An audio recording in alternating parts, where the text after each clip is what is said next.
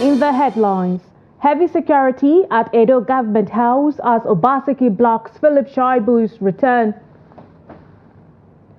Truck kills family of 6 riding on motorcycle in Zamfara. Kekerekun inaugurated as Nigeria's 23rd Chief Justice. On the foreign scene, at least 6 killed by bomb blast in Somalia. Good evening and welcome to the news update on Trust TV. I am Aisha Salihu.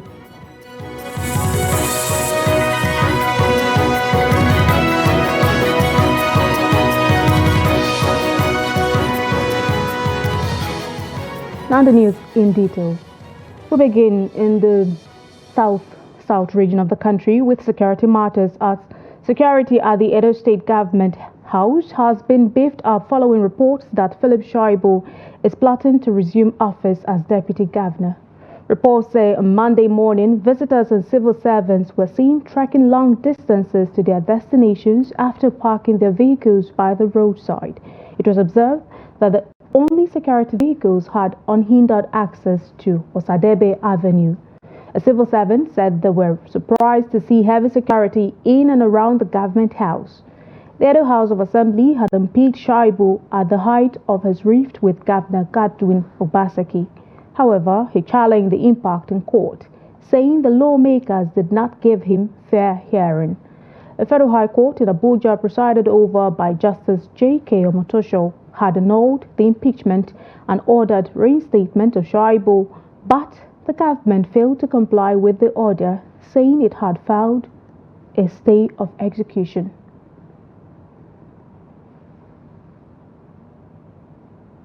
And to a sad development, 6 members of the same family, made up of spouses and their 4 children, have been confirmed dead in Gusau, Zamfara State, after a tipper driver crushed them. Confirming the incident, the police public relations officer for Zamfara State Command, SP Yazid Abubakar, said the police have apprehended the driver, adding that investigation is ongoing. Reports say the tipper driver lost control and rammed into the oncoming motorcycle rider who was traveling with his family. Eyewitness account revealed that all the victims died on the spot after they were crushed by the tipper driver.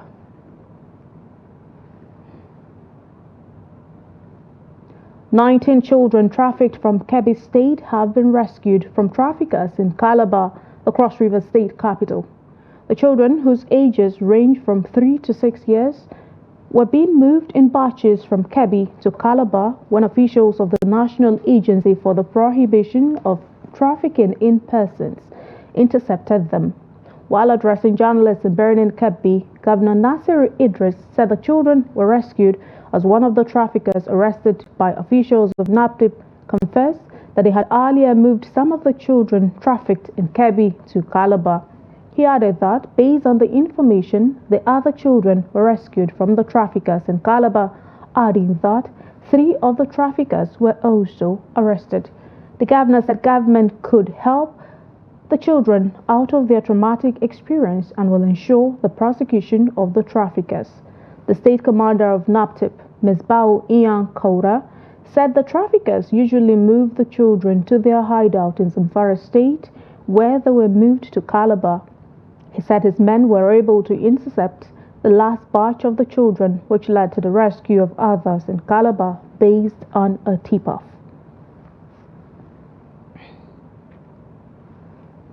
Still on security matters, gunmen have reportedly killed a 45-year-old internally displaced person at his farm along Seokome Road in Bachokohon Council Ward of Gwer West local government area in Benue State.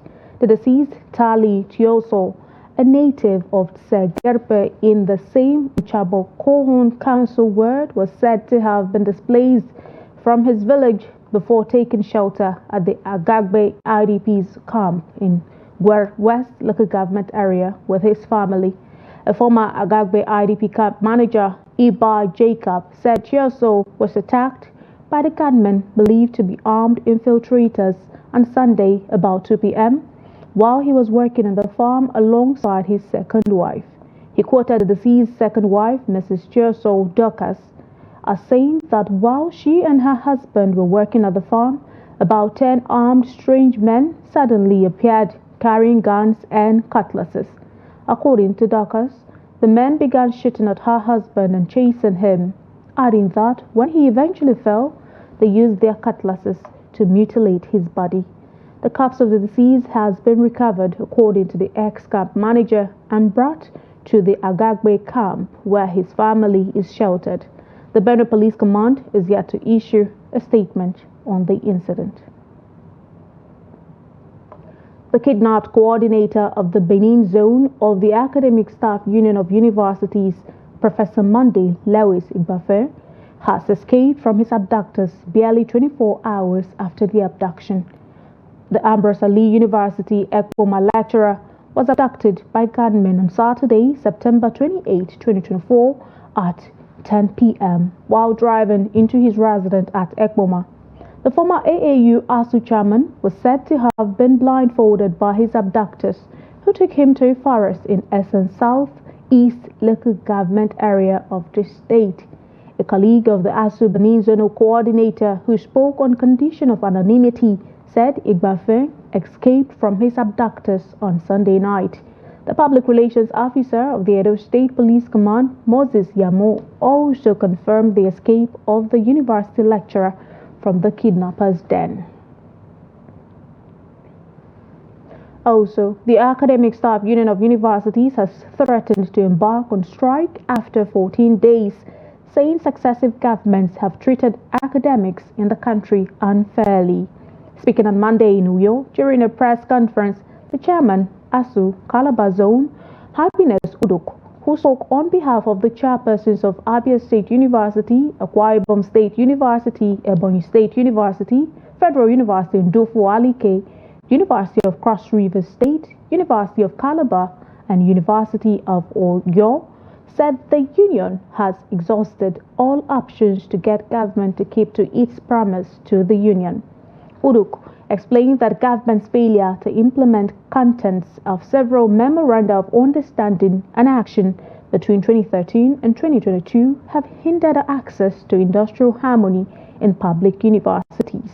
She stated that though renegotiations have lingered for over 7 years, government has refused to own the said document and implement the contents, adding that efforts to get the government of President Bola Tinubu to adopt and implement the said agreement have been frustrating. Social media influencer Martins Osei, popularly known as Very Dark Man, on Monday expressed his frustration with the House of Representatives following the absence of the controversial crossdresser Bobrisky and the chairman of the Economic and Financial Crimes Commission at the scheduled hearing. The lower legislative chamber had summoned VDM, Bobrisky, and the EFCC boss over allegations of a 15 million naira bribe. In an audio-visual post on his official social media handles, VDM shared a recording allegedly featuring Bobrisky's voice, in which the crossdresser reportedly claimed to have paid EFCC officials 15 million naira to drop a money laundering charge against him in April of this year. This and other claims in the post sparked widespread reactions across the country.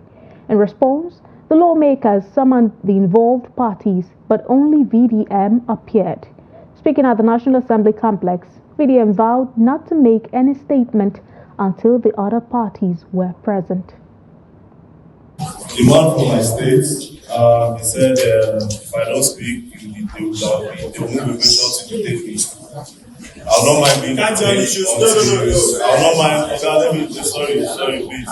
And also, in the voice notes, Bobrisky said something about the Godfather.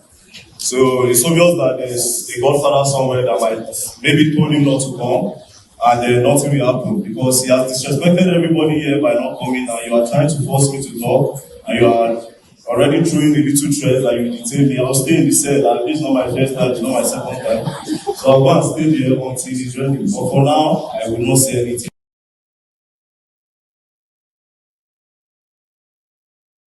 Ahead of Nigeria's Independence Day in October 1, the Kano State Police Command says it has concluded arrangements to curtail any form of breakdown of law and order, especially ahead of the planned nationwide protest billed to take place October 1st.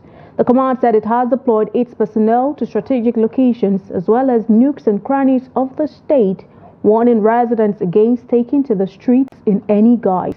The command spokesperson, Abdullahi Kiyawa, while addressing newsmen on Monday, said the police will not allow a repeat of the violence witnessed in the state during the recent End Bad Governance protest. The police spokesman noted that, in line with the directives of the Inspector General of Police, Kayode Adeolu Egbetokun, on community-oriented and intelligence-led policing, the command has embarked on robust community engagements, intelligence-led operations, and round-the-clock visibility patrols in Kano State to respond rapidly to emergencies, distress calls, and prevent crimes. On behalf of the Commissioner of Police, I therefore urge all Kano State residents to cooperate with the police command as well as other security agencies and participate in the Independence Day celebration responsibly by adhering to all safety guidelines and respecting the rights of others. In the same vein, security deployments have been concluded at strategic locations within the state to forestall any likely security threats on the alleged planned 1st October nationwide protest. Of course, we have studied from the past and we have made adequate security arrangements to ensure no breakdown of law and order this time around. As Nigeria marks its 64th Independence Day, Yenagoa residents have expressed mixed feelings over celebrations. According to most respondents, Nigeria is not where it should be, but however, praise the leaders for tremendous progress made so far. Trust TV's Friday Bimoboe Peter has the report. Nigeria got her independence on October 1st, 1960, and 64 years down the line, Nigeria still believes, despite many setbacks such as flood, insurgency, agitations, and climate change, the country has made appreciable progress in the provision of infrastructure. They also paid glowing tribute and extolled the immense contribution of the founding fathers. Where we are supposed to be far more than where we are. The purpose of our freedom fighters that ensure that Nigeria must be together, their reasons, their purpose has been defeated. This is not what they dreamed for. The likes of Nnamdi Azikiwe, Bafemi Awolowo, and all that you can call. While we agree that they worked so hard for the creation of the state and for the advancement of the state, some of them also worked very hard to keep us the way we are. It's just unimaginable that we have gotten to where we are today as a country. At 64, we should be close to an advanced nation. But rather, we have retrogressed beyond even a third world country. That is the situation we are in. These men you just mentioned were great men that met well for this country called Nigeria. You know, in their days, they were tall, they were respected all over the world. Wherever they go, they know these people are Nigerian. But for some political pundits, the country needs rebate that will accommodate all divergent interests and creates a room that will address the plight of the common man. In the then days, we are talking of farm.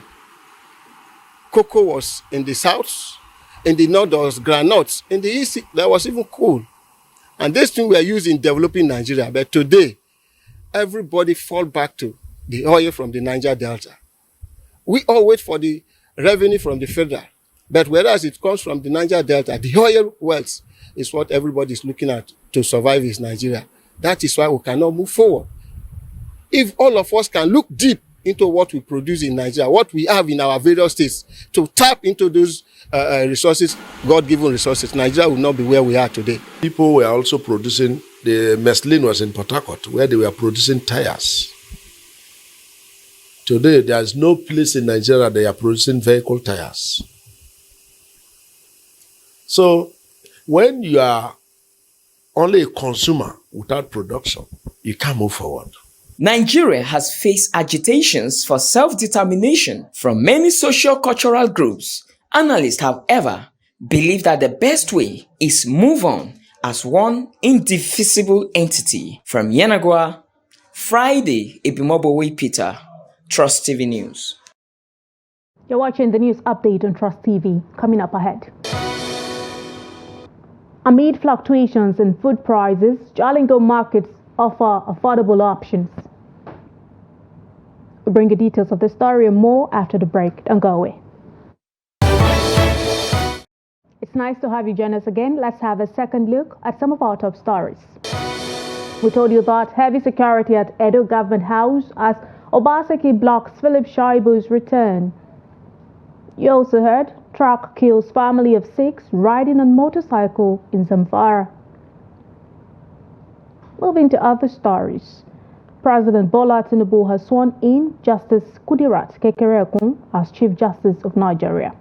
Justice Kekereekun had been serving as acting CJN until her swearing in on Monday at State House, Abuja. Kende Amodu reports. The Senate had confirmed Justice Kekereekun on Friday, setting grounds for this event. The President is giving assurances that this administration will respect the independence of the judiciary and ensure that the dividing line between all arms of government will not be breached. The new Chief Justice of Nigeria to continue to uphold our reputation of being an ethical, fearless, and honest jurist. The Nigerian judiciary needs a leader with these qualities at this time, and I have no doubt that he will set the pace for others to follow. President Tinubu is congratulating the girl child in Nigeria, explaining that this achievement by Justice Kekereekun demonstrates that women can pursue any aspiration and fulfill their dreams. It is my administration's full commitment to preserve the sanctity of the judiciary.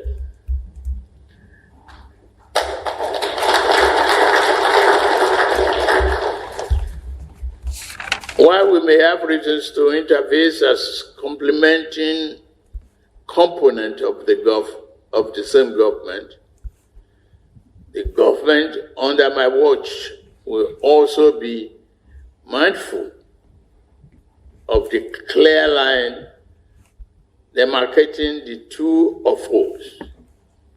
We will never interfere or abuse the relationship that exists between us as separate organs of government. Dignitaries at this event have words of advice for the new CJN. Well, I will tell her to hold on to God and to try and follow whatever path, which I am sure will be the right path. She should follow it. And if at any time she has a problem or a challenge, she should pray over it. And God, seeing that she always follows the right path, will make the situation clear to her. Well, I expect that she should work with other arms of government to ensure that the stability of the polity, and then to make sure that decisions, particularly at the lower level in the Court of Appeal, different divisions, do not bring out different decisions on the same subject matter. It's worrisome. So we should be able to predict. 4 former Chief Justices of Nigeria, including the first female CJN, Justice Aluma Mokhtar, the President of the Court of Appeal, and other heads of the judiciary divisions witnessed the event. From State House, Abuja, Kende Amodu, Trust TV News.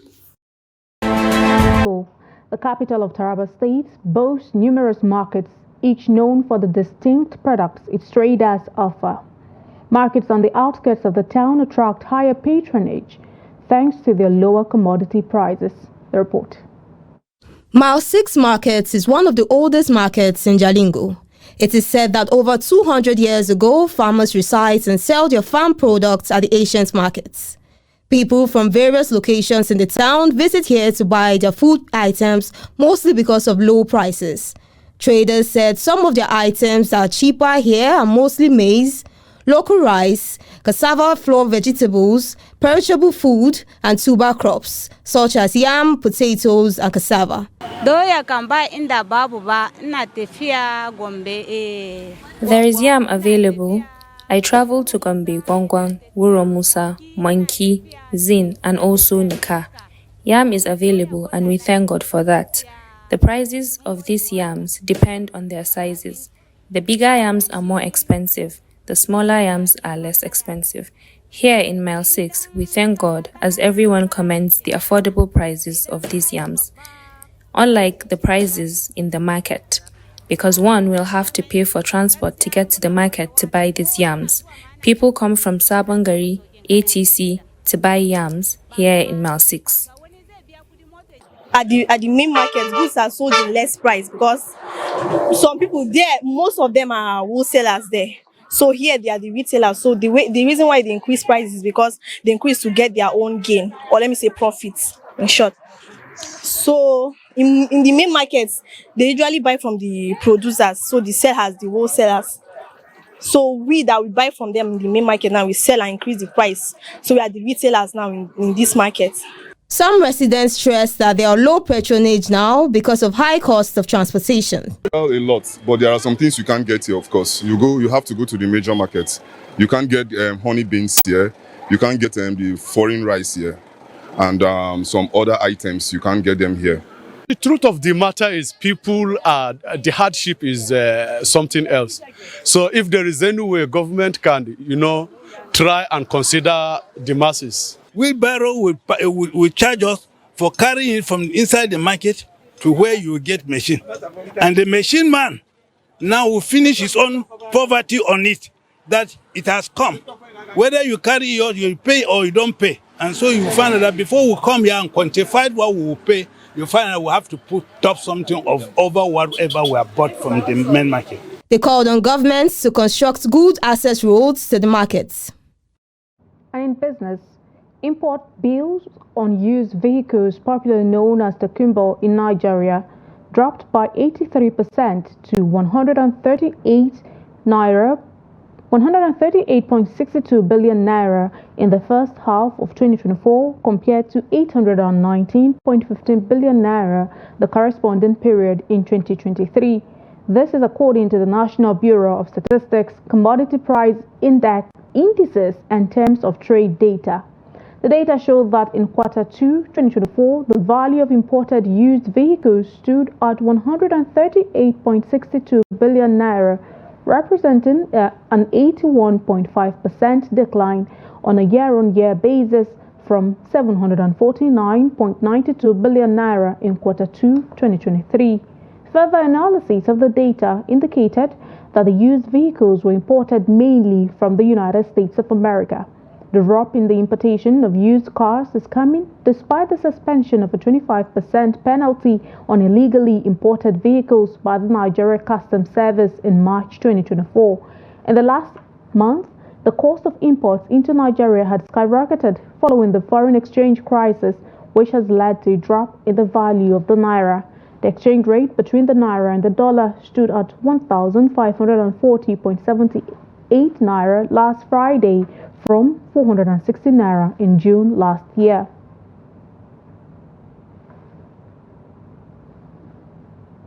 And to developments away from Nigeria, at least 6 people were killed and 10 injured on Saturday by bomb explosions in Somalia's capital, Mogadishu, and a town in the country's middle Shabelle region. It was not immediately clear who had carried out the attacks, although Islamist militant group Al-Shabaab frequently orchestrates bombings and gun attacks in Mogadishu and elsewhere in the Horn of Africa country. And in sports, Flamengo's head coach Bankole Olowokere has listed 21 players for the FIFA Under-17 Women's World Cup finals. Captain Taiwo Afolabi, as well as reliable forwards Harmony Chidi and Peace Effiong, are some of the players named in the squad. And with that, we've come to the end of the news update on Trust TV at this hour. Remember, you can always follow us across all of our social media platforms and also join our YouTube live stream for more news, programs, and documentaries. I'm Aisha Salihu. Thank you so much for watching. Join us again